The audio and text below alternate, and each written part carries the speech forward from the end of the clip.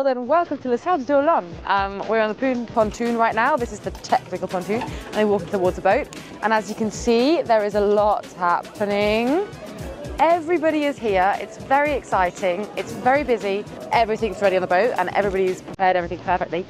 But just the little finishing touches of like signing your name and leaving some personal touches for Boris to find later. Everybody that comes here saying they didn't know how big it was until they got here. More than the last year, I think. And there were queues for hours. People are desperate to just get on this pontoon, look at all the boats, get to chat with the teams. If you manage to get through the crowds, you'll make it all the way to our boat. And you're welcomed by Boris Herrmann, not in the flesh, but as a cardboard cutout. And our boat behind it, looking absolutely beautiful. Currently there are a lot of boat tours happening, so partners, friends of the team, friends of Boris are coming to see the boat. We have a huge Milizia party that is going to be absolutely wild. We're very excited for the Mono Global start in about 2, 3, 4, 5, whatever how many days this boat is going on for. But yeah, very excited to send them all off. We are signing our names. Just write down Boris's one, just for a bit of fun and good spirit, and yeah. It's a wish from Boris. This is a follow-on from Boris's last Vendée. Boris took a little spiky plant last time, a little suckling, so we've got him another one, and yeah, full curly now.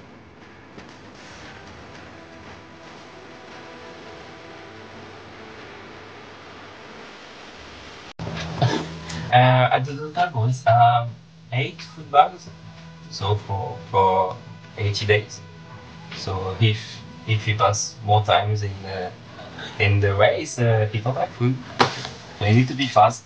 Inside you have all the daily food bags and some spare things like the play bottle, like oil. So you have everything you need if you want to swap something inside.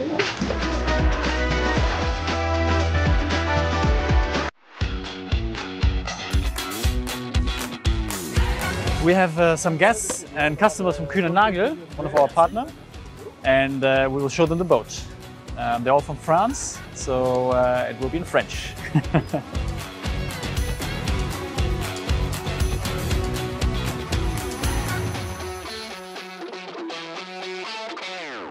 Et dormir, c'est une autre challenge pour tous les skippers en fait. Ça, moi, à mon avis, c'est vraiment le plus grand challenge mental, physiquement.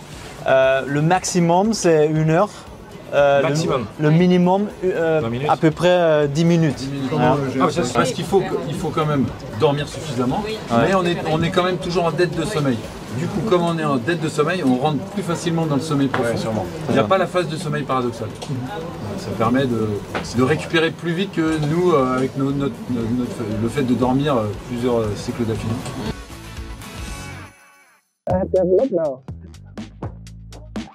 Yeah, here you come.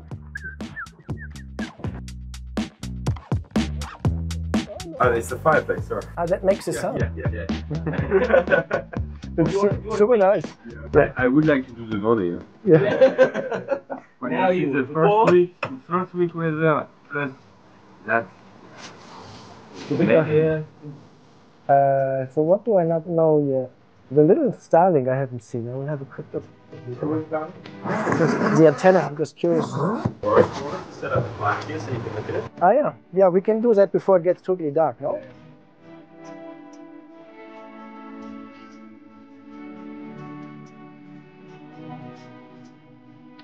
Where do we put this to? I will hang it up around the stacking bay. I'll do it up Friday evening. Okay.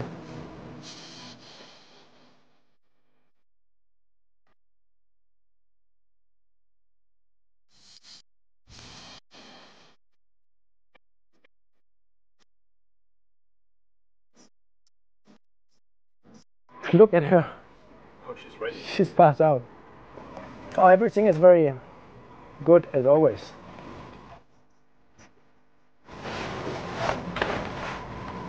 Very familiar. Yeah, No surprises. Tomorrow is the Pierre party. Did you hear about that? He has like sent apparently lots of things. There, he got like a snow cannon, no? Like foam. Yeah, foam. Foam. Okay, I look through this all now and just organize things. Cool. Stu, see you tomorrow, and Yep. I just close up the thingy when I leave. Yep.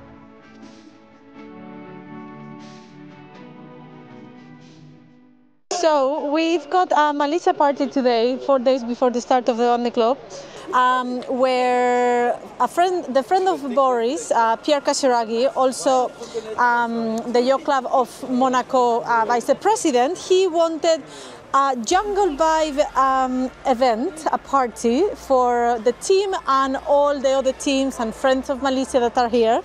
That's why you can see so many plants around. He specifically said tall palm trees, and then we've got some inflatable animals that it will be around the venue. We are pumping up the animals and we need to find out how to hang them from the ceiling, otherwise we're not going to fit in this room because nearly 400 people will be coming.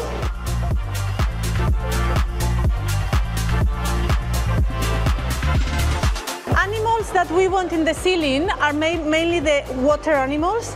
So the turtle, this guy, and the medusas. Okay. And then these guys can be more in the floor, I think. Careful, careful, careful, careful. Okay. It's your brother! Looks like you! Yeah! So we are here on the Melissa party, the party of the year. We have been all afternoon setting up with animals on the ceiling, bouncy castles, and now we are welcoming the rest of the team and Pierre's group and many other teams. Come inside, have fun. We are off soon, so We are turning off the cameras now because... just corten. Who wants a checklist? Someone? Someone send it this. Is there any change that you have in mind that we have to notice to Boris? Extension for engine sealing? Yes. Cleaning Oscar plus cameras? Tomorrow morning. Test all hooks plus mainsail hook teeth? And wash the hooks as well. Yeah, really good. We are ready. There still have a lot to check the last morning because of course we can't check everything 2 days before the start. We still have people on board, we still have boat tools, we still have covers. So we are not in the starting configuration, but we know and all the team knows exactly what they have to check tomorrow evening and Sunday morning before the dock-off. And we have another last checklist after leaving the channel, when the boat is really in the offshore configuration. So yeah, that's really good, and always all is very easier when the weather is like that, and we can talk in t-shirt on the foredeck. That's really comfortable to check everything on board. So here we are in the Sable d'Olonne, 3 days before the start, finishing few little details, sticking stickers all over the place, signing off the boat to give her like a personal touch from the tech team, and yeah, make sure that Boris is having everything, the last food details, the nice cheese and the nice French charcuterie inside the boat, and then off he goes in 3 days. And don't forget to follow our coverage for the race, all of our photos, videos that Boris is going to make on board, and all of the articles that are going to be on the website. Le village est assez chargé, mais en fait on avait un objectif, c'est d'arriver au village avec quasiment tout prêt. On a quasiment réussi. Mes affaires sont à bord, donc là je vais aller juste voir l'équipe.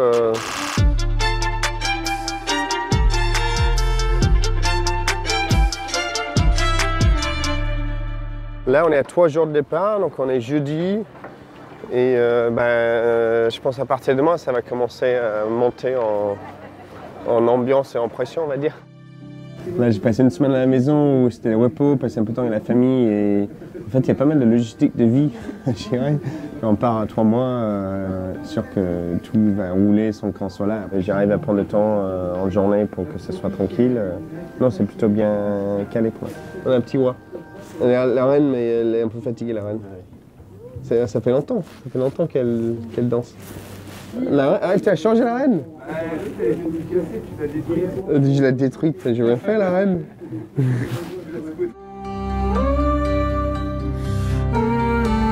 On va aux conférences de presse de TAR, donc Thomas Rion et moi-même. Des questions sur les bateaux, donc ça devrait aller. J'ai jamais passé autant de temps tout seul. C'est une appréhension, c'est une peur, c'est une découverte un peu de mes limites aussi. Ma première Vendée Globe, j'ai pas vraiment dans la découverte, dans l'inconnu. Pour découvrir Vendée Globe, passer 10 semaines tout seul sans bateau et essayer de compléter le tour du monde. C'est l'objectif, c'est de compléter le Vendée Globe. Honnêtement, j'ai une énorme chance, c'est que c'est ma première Vendée Globe, donc j'ai pas fait un bateau neuf, par exemple, j'ai l'objectif de gagner. Une carte pour dire, en fait, non, ok, j'ai fait des belles perfs, oui, on a un super bateau, une super équipe, on a les moyens de faire de belles choses. Mais de dire que je suis là pour gagner, ce soit un peu présomptueux quand même.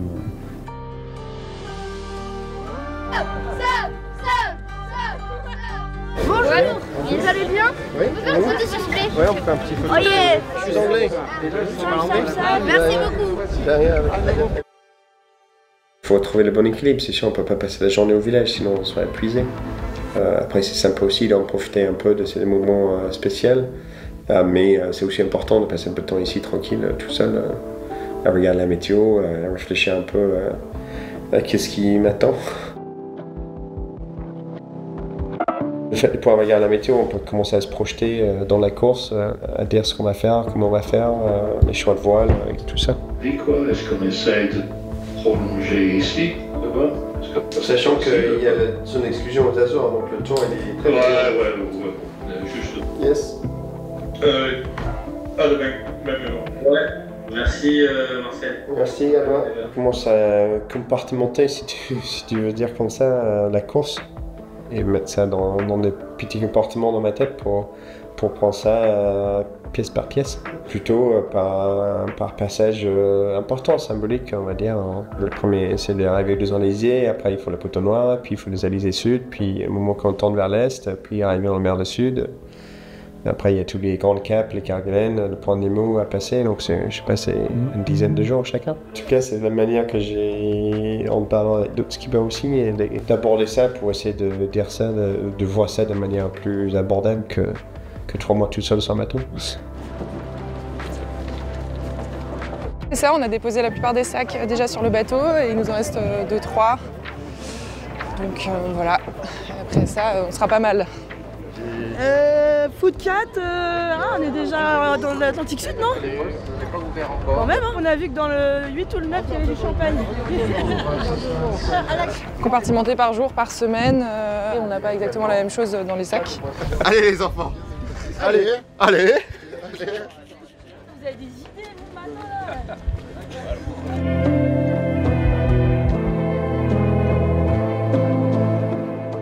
J'ai hâte de partir. Mais j'ai aussi envie d'en profiter de ces week-ends, ça va être un week-end un peu de folie. C'est un moment assez particulier quand même. Le départ de Vendée Globe, on ne le fait pas tant de ça. Ça va être impressionnant, oui. Après ça fait, je sais pas, 2 fois que j'ai déjà fait le final, mais pas en étant skipper, donc c'est sûr que ça va être un peu... ça risque d'être un moment assez puissant. Ouais. Ce qui est sûr, c'est que c'est un moment dans notre vie qui est énorme.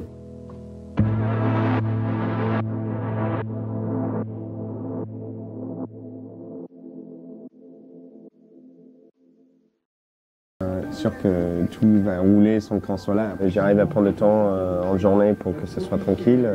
Non, c'est plutôt bien calé pour moi. On a un petit roi. La reine, mais elle est un peu fatiguée, la reine. Ça fait longtemps qu'elle danse. Tu as changé la reine? Je l'ai détruite, j'ai rien fait la reine.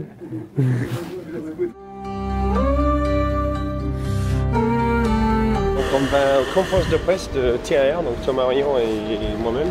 Des questions sur les bateaux, donc ça devrait aller. J'ai jamais passé autant de temps tout seul. C'est une appréhension, c'est une peur, c'est une découverte un peu de mes limites aussi. Ma première Vendée Globe, j'ai pas vraiment dans la découverte, dans l'inconnu. Pour découvrir Vendée Globe, passer les 10 semaines tout seul sans bateau et essayer de compléter le tour du monde. C'est l'objectif, c'est de compléter le Vendée Globe. Honnêtement, j'ai une énorme chance, c'est que c'est ma première Vendée Globe, donc j'ai pas fait un bateau neuf en disant j'ai l'objectif de gagner. Une carte podium, en fait, non. Ok, j'ai fait des belles perfs, oui, on a un super bateau, une super équipe, on a les moyens de faire de belles choses. Mais de dire que je suis là pour gagner, ce soit un peu présomptueux quand même.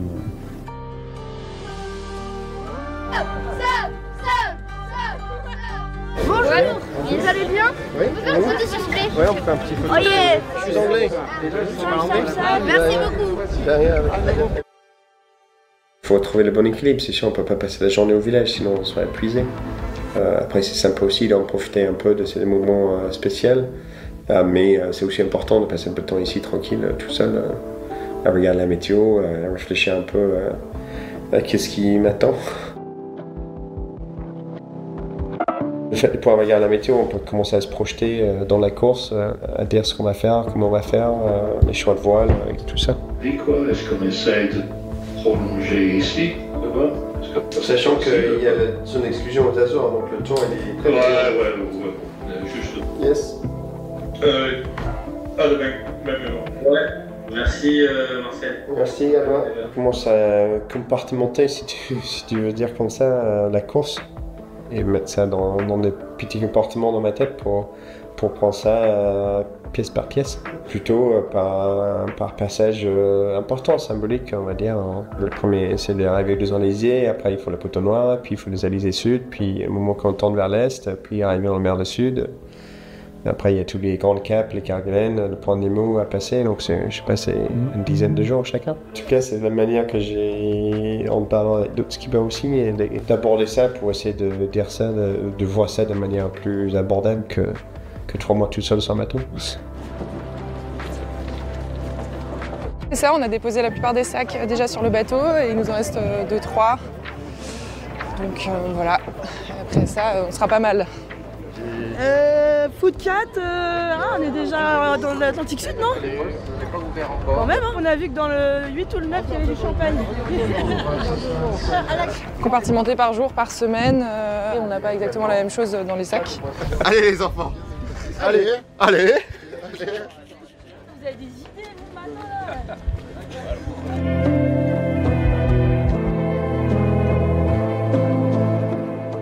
J'ai hâte de partir.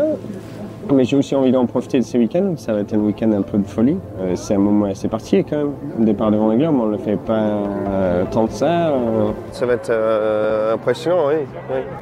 Après ça fait, je sais pas, 2 fois que j'ai déjà fait le final, mais pas en étant skipper, donc c'est sûr que ça va être un peu, ça risque d'être un moment assez puissant. Ouais. Ce qui est sûr, c'est que c'est un moment dans notre vie qui est énorme.